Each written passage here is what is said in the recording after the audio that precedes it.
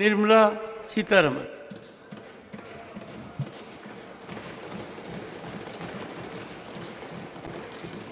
So thank you very much for giving me an opportunity to speak on an issue in which the entire nation feels very proud and also has been one in voicing such a sense of pride in appreciating the ISRO. Sir, the launch of Chandrayaan 3, particularly to the south pole of the moon, India has become the first country to do so, whilst countries have launched and landed in the moon. We are only the fourth in the line. But for reaching the moon's southern pole, we are the first. Now, I just want to briefly recall how in 1975, India, with the help of Soviet Union then, the USSR, launched the Aryabhatta satellite. That was a heavy satellite, but it was launched by the Soviet Union for us. So that was the first ever attempt by India's ISRO to position something in the space, to enter the space itself. But after that, if you look at this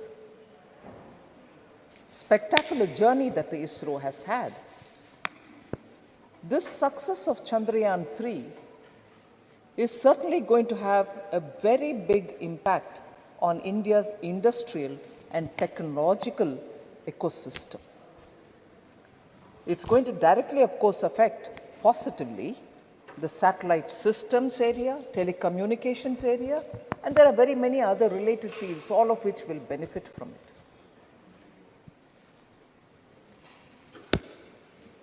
Although in 1975, we needed the Soviet Union's help to launch our Aryabhatta, a space station to go into the space for the first time from India, today, as of July 23, our record is such that we've already launched 431 foreign satellites for other countries.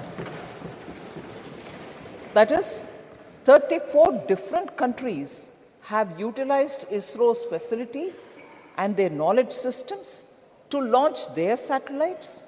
And I'm just recalling in 1975, our Aryabhatta being launched by Soviet Union for us today, but we are in a position to launch 34 different countries' satellites, but totaling to 431. What a spectacular journey this is for ISRO. So, Chandrayaan 3, sir, also stood out, in my observation, also stood out for one particular achievement, which has a blend of innovation, has a blend of how technology and innovation working together can work for global achievements and sustainability. I remember also seeing a lot of comments which said, oh, but this is no good, it has taken this many number of days to reach there. Did it require that many number of days? Can it not be done in lesser number of days? Because quoting some other countries, they said they reached the moon in 20 days, whereas you took 45 days, and so on. But the secret behind that, the fact behind that, is the innovative way in which ISRO has handled it. In that, they chose a path to reach the moon, which was not otherwise thought of, but thought only because, due to the route selection, and I'm using very pedestrian language here, I'm conscious of that, using such a route selection, ISRO made it possible to do it cost effectively, because the gravitational pulls, any magnetic fields which come in the way, I'm sorry, again a pedestrian language, can exhaust more fuel. But the way in which ISRO decided to take this Chandrayaan 3 was chosen not for a racing expedition. I'll have to reach there faster than somebody else, but I have to reach there in a cost-effective manner using lesser fuel and therefore serve the purpose of sustainability. Space research also has to be sustainable because otherwise it becomes too expensive and cannot be afforded at all. So, innovation intertwined with sustainability, particularly in the realm of space, is what ISRO has achieved by choosing the route with which it reached the south pole of the moon. Now, the lander that is there was named Vikram Probe. Obviously, the name reminds us of Vikram Sarabhai, who set up the first rocket launching station, which we are now using repeatedly. Nobody ever in India can forget the contribution that Vikram Sarabhai or Homi Bhabha did. Of course, Homi then moved over to the Atomic Energy Commission, which was carved out of the then body ISRO. So, Vikram Probe did something spectacular again. Having reached the South Pole, for the first time, the density and the temperature of the moon's ionosphere has been recorded. Several people went to the moon earlier, landed in the moon earlier, but we did the first thing of landing in the South Pole. But for the first time, again, the moon's ionosphere and its density and the temperature there has been recorded by our Vikram probe. Interestingly, from the probe, the rover which is moving slowly on the surface of the moon, the Pragyan rover, in its exploration has unearthed groundbreaking discoveries, sir. The presence of sulfur, for instance, in the lunar south pole has come as a very big surprise to the scientific community. So, I'm happy to say Chandrayaan-3 landing in the south pole for the first time does not just stop there, it has also created a lot more record on its own. Just going back, Chandrayaan-2 also would have achieved, but for the last minute tragic failure, but ISRO showcased to the world that it shall not be deterred by that failure. It would learn lessons. Every strand of the errors have been identified, lessons learned, and today we see that the ISRO has corrected itself to the extent that very many little errors which had crept in earlier had been removed and better solutions have been offered than what had been given in Chandrayaan-2 itself. No wonder that the chief, S. Somanath, has been received by the Indian common citizen everywhere. When he went into a flight, people stood up and clapped for him. This is the kind of respect Indians have, we our people have, for such great achieving scientists of this country. Nobody ever forgets them. And today, ISRO and ISRO scientists are all very recognized by people of India. And in the process, I'll later delve into this point, they are people who have studied from tier 2, tier 3 colleges, gone into Indian Institute of Sciences and many such institutions, but they are there sitting and contributing for the future development of India and also sharing their knowledge with the entire space community all over the world. Now, if I spoke about Chandrayaan-2, sir, I'll also take this opportunity to say about Chandrayaan-1, which was launched in 2008. Even that was a wonderful, sir. Honorable members, what a sight. Look at the galleries. Look at the galleries.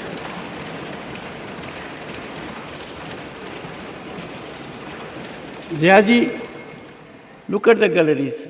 All your gender. And you are iconic to all of them. And at a time when the Honorable Finance Minister is on legs. And this has happened right from the beginning. But that it would happen so continually is unimaginable, is spectacular. My tribute to this great power which is being unleashed in India to change it for the better and to take it to 2047 gloriously. Honorable Finance Minister. Thank you very much, sir. So I'll take this opportunity which you've given me by highlighting the women and girls in the gallery. Equally impressive, sir, and I'm sure you would have noticed it as well. And Jayaji would also probably appreciate the fact that we have.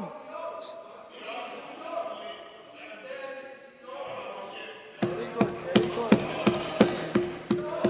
He's saying all the whole house. I heard it, sir, but what I wanted to say is, Jayaji, because the school children who are here, I'm so touched by the fact that they are here to observe what we are discussing. And I'm sure, yes, all the members would feel happy about the presence of the future generations of India here.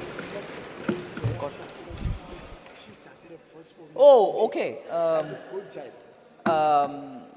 Honorable Leader of the House reminds me that I'm not wrong in mentioning Honorable Jaya ji's name, because she apparently acted as a school child. Yes. In a student with uniform in a film. I which was became a hit. reflecting, honorable members, on that memorable contribution as a great artist and elevating her to iconic status, which she has sustained all throughout. Honorable Finance. Appreciations, Jayaji. Sir, I did mention about Chandrayaan 2 and wanted to move over to briefly talk about Chandrayaan 1 as well. But before I do talk about Chandrayaan 1, I want to remind myself and also place it before the honorable members in this House that on probably 7th September 2019, midnight, Governor of West Bengal, the then Governor of West Bengal, and now Vice President of India, witnessed that landing, which of course had a problem, but along with hundreds of school children in the science city of Kolkata. And today, you are reminding us about the school children who are here to listen to this debate on the Chandrayaan 3's success. So Chandrayaan 1, sir, if I can just go one step backward, was also a very successful mission. 2008, when it was launched, it discovered the presence of water on the moon's surface, and it also provided a lot of insights into the lunar geology. So obviously, each one time that ISRO had attempted to do, they have come out with extraordinary contributions to the space science, and that is now actually being used by the space community, scientist community from all over the world. And repeatedly, when we talk about ISRO, I will definitely recollect that the founders of ISRO, as I named them earlier, Vikram Sarabhai or Homi Bhabha, had all remembered that this contribution or this investment in space is an investment in future, and that it will be done for the sake of development and also for the sake of humanity. That spirit continues even today, sir. I would want to highlight that. And when I do that, it is purposely because I want to bring to the context that continuously in India, ISRO has received that kind of a support from all communities, ordinary citizens, students, children, scientific community, and from the government of the day. The kind of support that ISRO has received is something which all of us are proud of, and we'll continue doing that. Now, but of course, much before I go into talking many more things, a theme which I want to mention here, and I would probably respond to it repeatedly, is a comment which Jairam Ramesh had made, honorable members not here, but he has made in the morning about, muscular nationalism. You leave it to the scientists. Sir, Yes.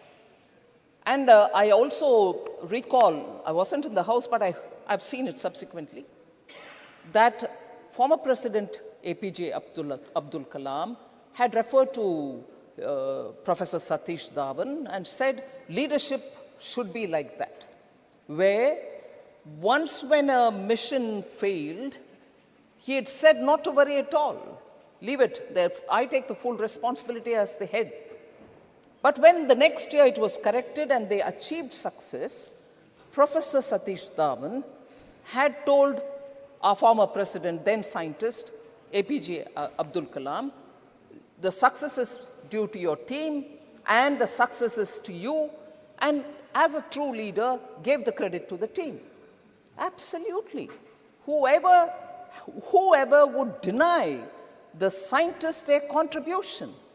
But it doesn't mean that if the Prime Minister of the country stands next to a scientist or a team of scientists who worked for something, and when there is, unfortunately, a failure or a disappointment, to stand by them and say, don't you worry, you will be doing better the next time. And therefore, I read this quote.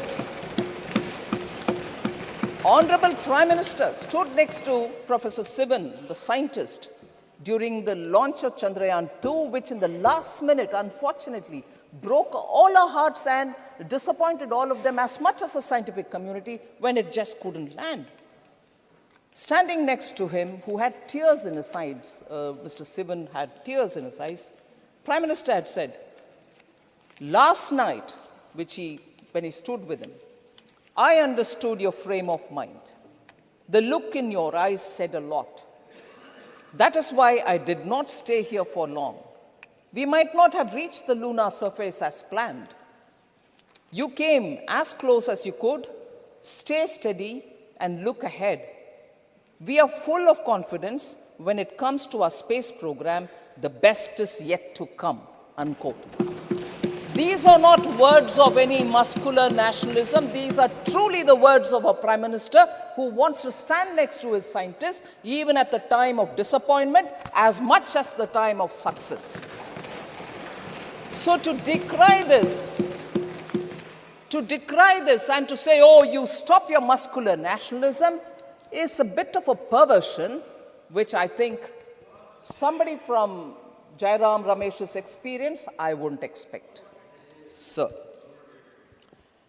and this is not the first time. When in 2014, ISRO had by that time launched 104 satellites at one go. Prime Minister Modi was one of the first one to say, India salutes all the scientists. It was in his Twitter handle. It is there even now. So scientists are being given the due credit, and we shall continue to give due credit. Every government has done it, we also do it. But when we do it, because it's Prime Minister Modi, please don't give any other attributes which are not true.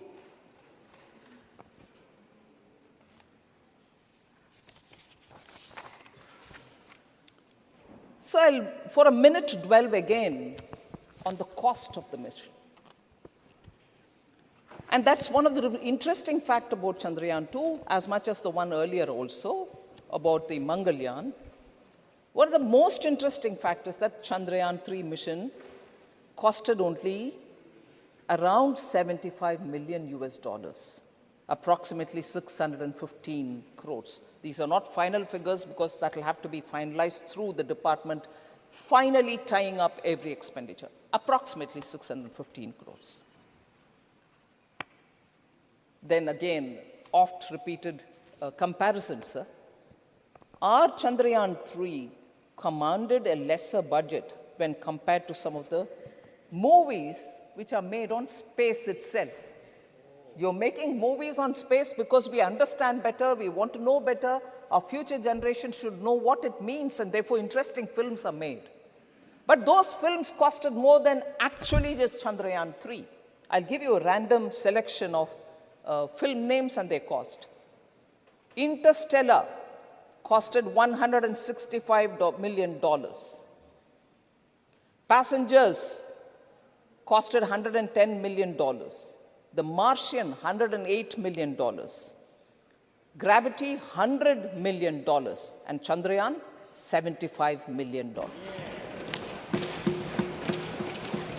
As I said earlier, sir, innovative cost-cutting methods are the reason why it took a few days more, but the gravitational pull and also the magnetic fields which drag the satellite and therefore exhaust the fuel, in my pedestrian language that is. I'm sure there are some scientists who will be here who will sneer at my language, but simply put, that's the reason why they chose the track with which they could reach. Even if it takes a few more days, it costed them less, sir.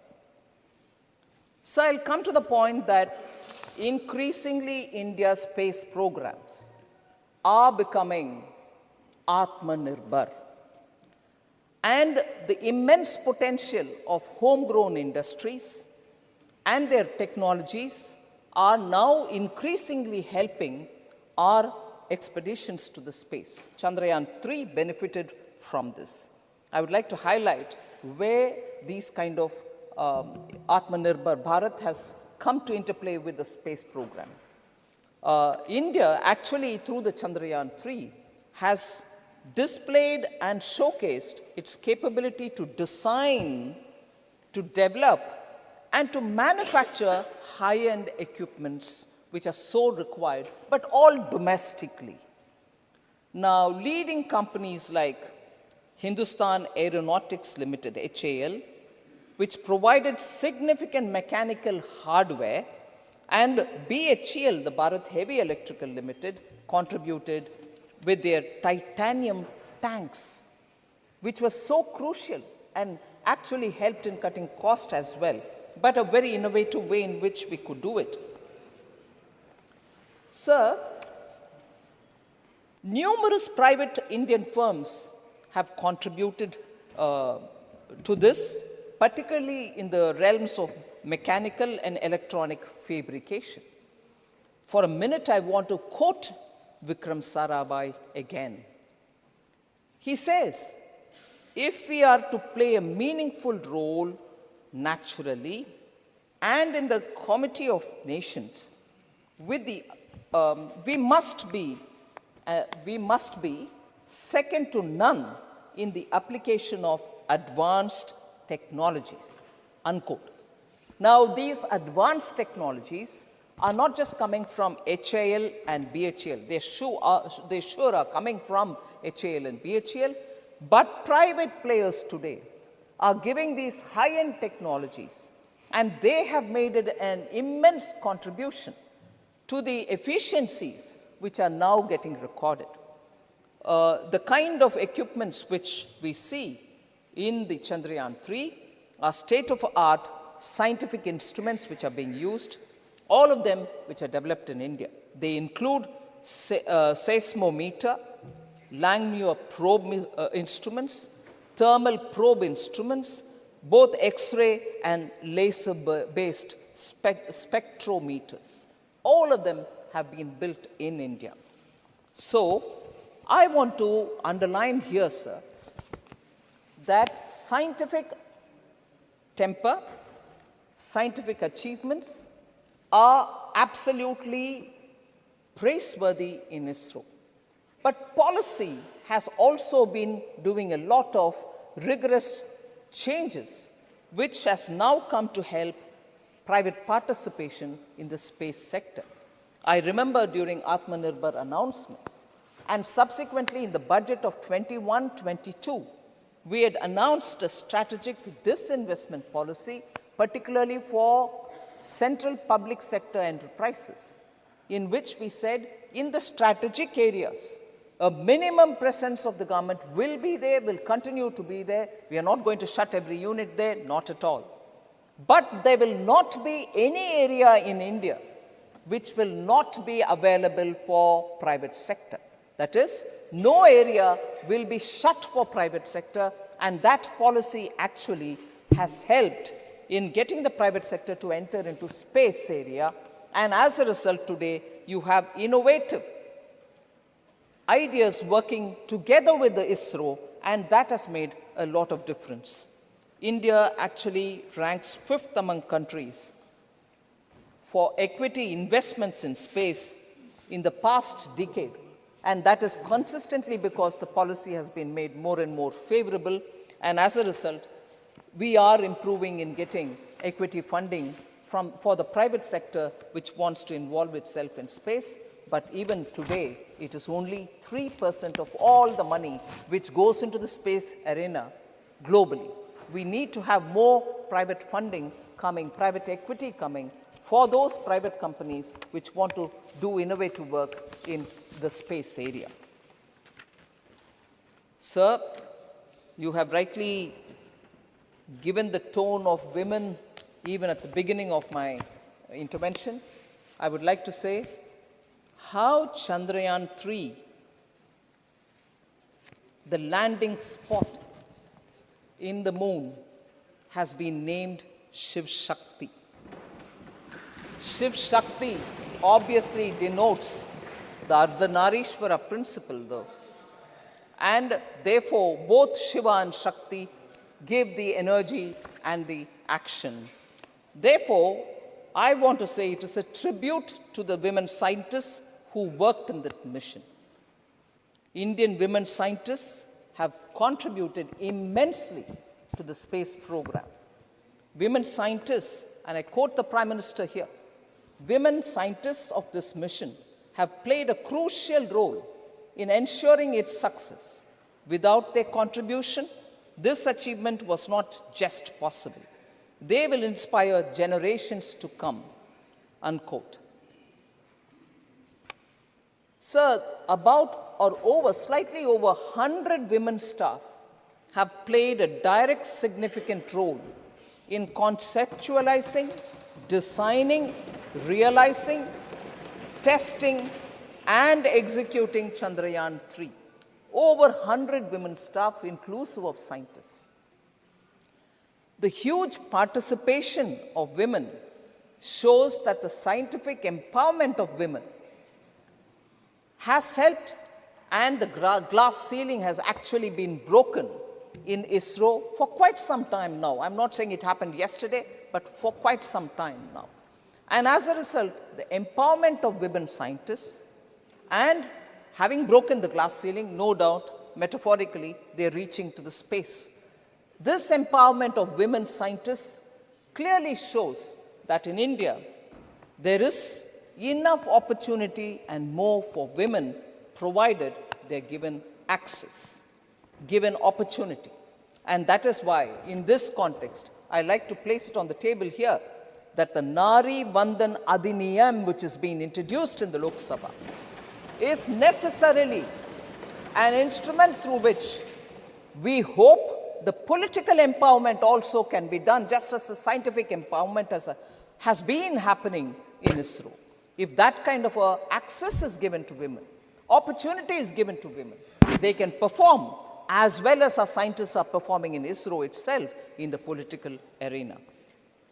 And I'm sure when the bill comes to the Rajya Sabha, it will have a smooth passage. I'm sure all parties, all members would kindly cooperate to have that cleared. So I'd like to take, because we are talking about Chandrayaan 3, I'd like to highlight the names of those women scientists who have contributed to Chandrayaan 3. Among many others, I said more than 100 women staff, but I'm naming some of them here. Srimati Kalpana Kalahasti, Dr. Ritu Karidal Srivastava, who's known as the Rocket Women of India, Srimati Vanita Muttaya, Srimati Nandini Harinath, Srimati Anuradha TK, Srimati Maunmita Datta, and Srimati V.R. Lalitambika. So these are scientists who have come from various parts of this country, studied in institutions which are probably in tier 2 to tier 3 institutions, but sheer wanting to perform with excellence has moved them to do many things on reaching ISRO and today contributing towards the launch of Chandrayaan 3. So if Chandrayaan 3 was a great success, there are other cosmic endeavors by the ISRO, which is launching Aditya L1, which is a space-based observatory dedicated to studying the sun. And here again, the innovative thought of the ISRO has played an important function. Its primary function is, of course, to monitor the solar corona, while simultaneously conducting direct observations of the solar wind at the point where it will be located. And that point, I think, is called Sun-Earth Lagrangian point, a point where it could stay without having to consume too much fuel because it's such a position that it can help in observing sun without any obstruction in between. So the Sun-Earth Lagrangian point, which is about 1.5 million kilometers away from the Earth going towards the sun, is a very important mission. A significant feature of this one is that it's got 7 payloads, which include the visible emission line coronagraph, which, like I said earlier, Chandrayaan, BHEL, HAL have contributed. In this case, the Indian Institute of Astrophysics, which is located in Bangalore, has contributed in this particular visible emission line coronagraph, which is going to be very important an instrument which is going to be observing the sun. So Aditya 1, Aditya L1, which was launched from Sriharikota by ISRO on the 2nd of September 2023, is one of those very important observatory for the sun, which India will be doing. There are 3 other countries which again have done this before, but India's now achieved it. So here again, a woman scientist has contributed in the Aditya L1.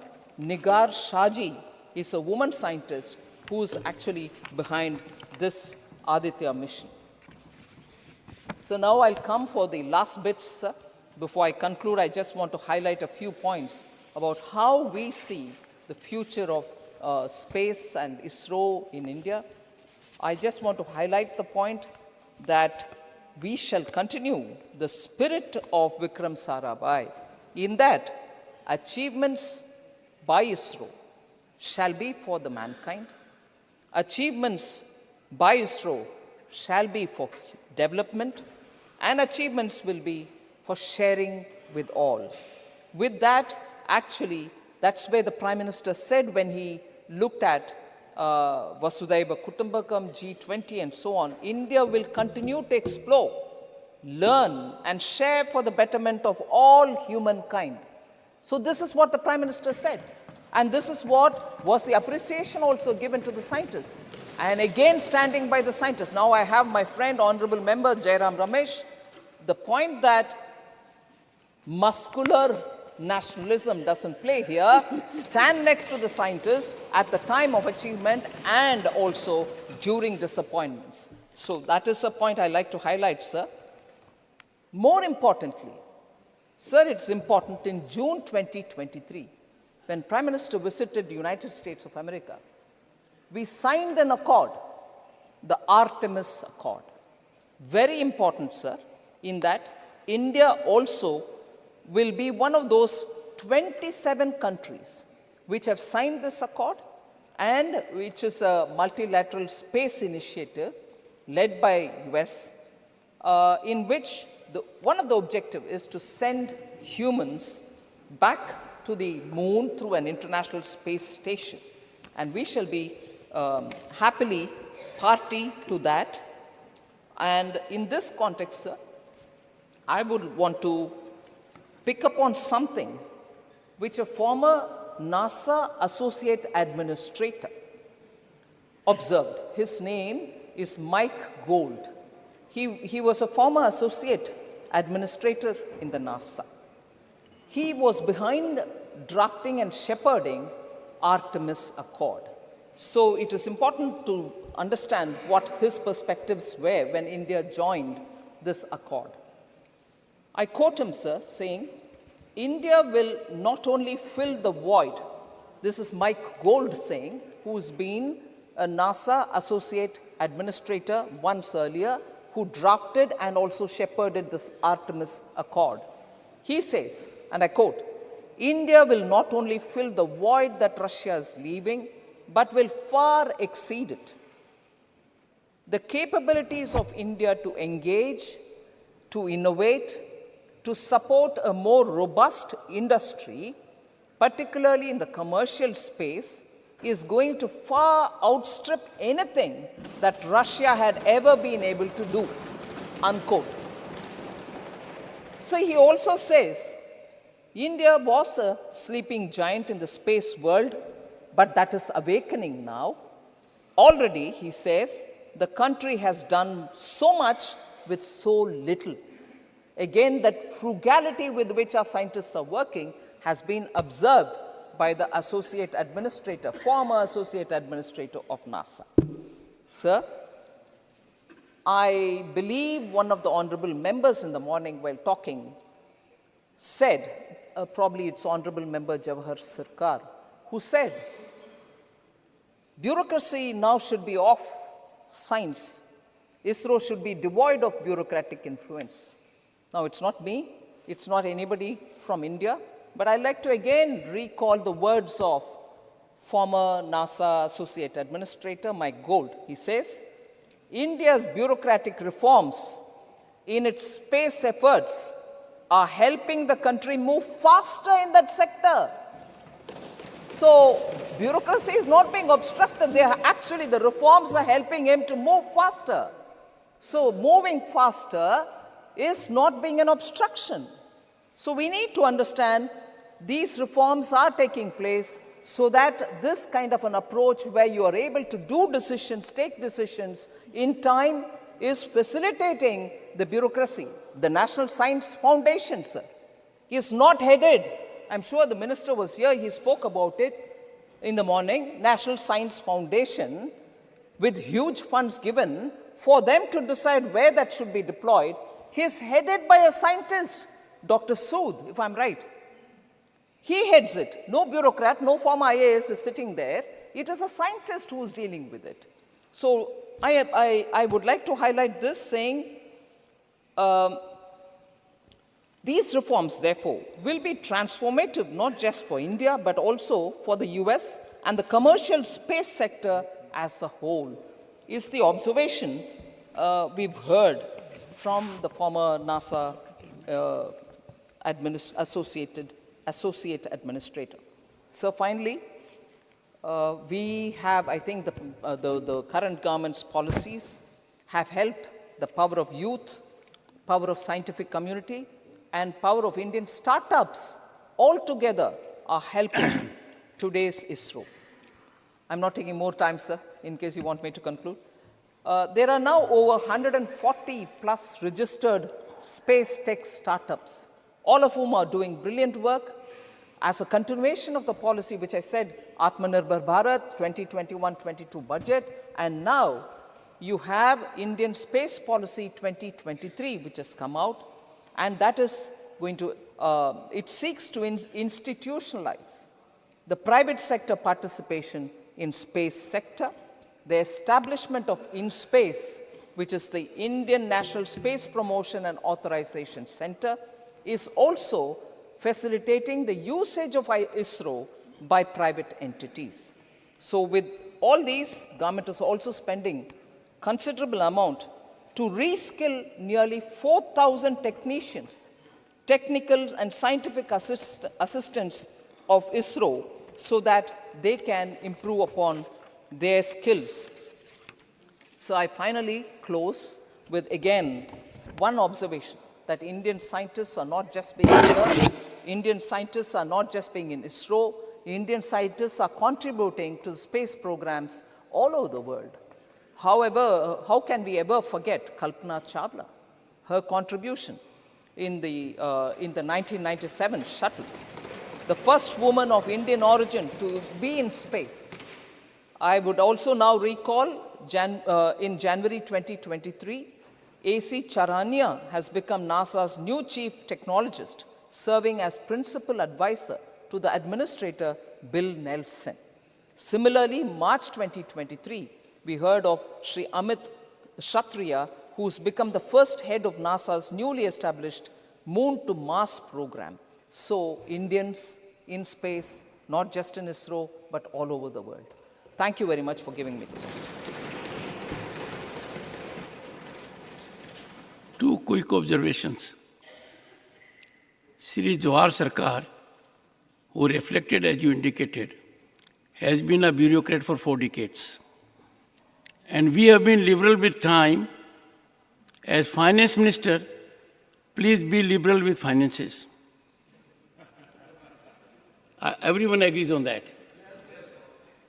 Dr. Prasanta Nanda.